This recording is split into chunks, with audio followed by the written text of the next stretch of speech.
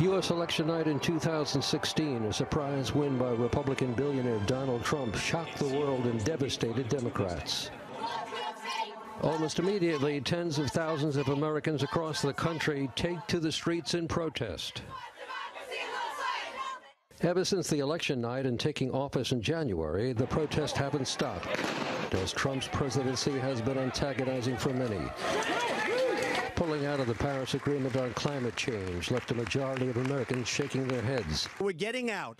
His multiple attempts to introduce a travel ban against a list of Muslim-majority countries first created chaos and then got hung up in the U.S. courts. Donald Trump, the unconventional president Washington and its political elites didn't see coming. A White House that works like nothing they and the press had ever experienced before.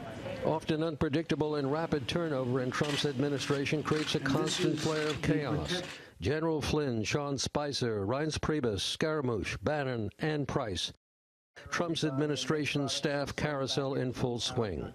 White House press briefings and the president's press conferences never had that much appeal before, only topped by Donald Trump's Twitter habit. And as for legislative successes so far, it's been tough for Trump to deliver on campaign promises, in part because the president hasn't always had the backing of the senators of his own Republican Party.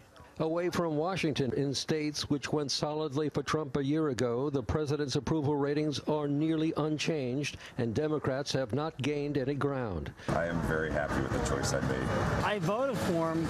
You know, he was going against Hillary Clinton, and for me, at the time, it was lesser of two evils. I am happy. I wouldn't change my vote. I'm not happy on how things are going. Voters in Pennsylvania, for example, were happy with their choice. The hardcore, passionate Donald Trump voters of a year ago still largely remain very hardcore, passionate supporters of Donald Trump in the present day.